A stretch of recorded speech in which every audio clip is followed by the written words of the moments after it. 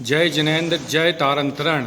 हमारे बीच में संपूर्ण तारण समाज के लिए जो आज गौरव के पल प्रदान कर रहे हैं, ऐसे दमोह जिले के गौरव, बेली नगर के गौरव श्री अनुभव जैन, पिता श्री महेंद्र कुमार जैन जी आज हमारे बीच में हैं।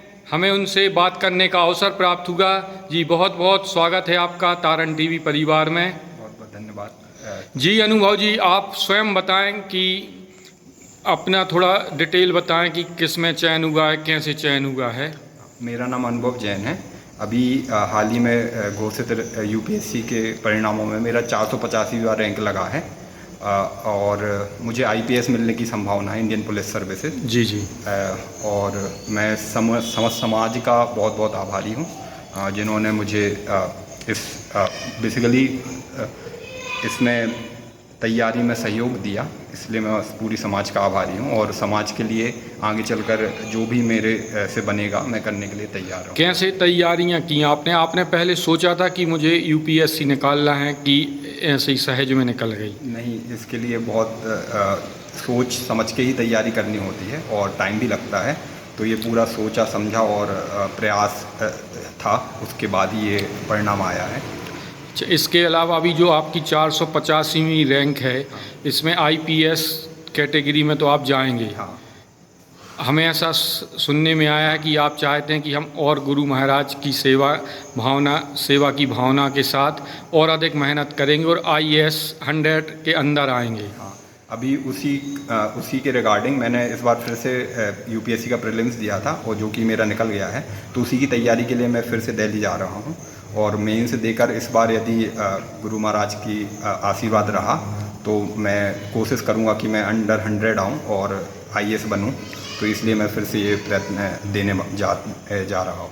चलिए, समय बहुत कम है, फिर भी जाते जाते एक और प्रश्न है कि समाज के कई बच्चे इस बार यूपीएससी एमपीपीएससी में निकले हैं, पर वो कहीं ना कहीं इतनी अच्छी रैंक नहीं ला पाए और कई बच्चे नहीं निकल पा रहे हैं। कुछ बच्चे कुछ धीरे बाउंड्री तक जाते हैं और टच नहीं कर पा रहे हैं, तो उनके लिए आप क्या मोटिवेशन देना चाहते हैं? मुझे लगता है कि ये प्रोसेस जो यूपीएससी और एमपीपीएससी के उसमें टाइम लगता है, तो हमें अपने प्रयास देते रहना चाहिए और बेसिकली हमारे हाथ में जो भी चीज़ें हैं कि एफर्ट देना और कर्म करते जाना और एक दिन सफलता मिलती है। जैसे मुझे भी थोड़ा टाइम लगा, तो सभी को अपने प्रयास करते रहना चाहिए और कुछ भी मुझसे जो सहायता बन सकती है तो मैं हमेशा उसको देने के लिए तैयार रहूँगा। तो मैं चाहता हूँ कि प्रयास करते रहें सभी लोग। जी जी, बहुत बहुत धन्यवाद भाई अनुभव जी। और आपकी जो मुस्कुराहट है, इस मुस्कुराहट में पूरी तारण समाज की मुस्कुराहट छुपी है।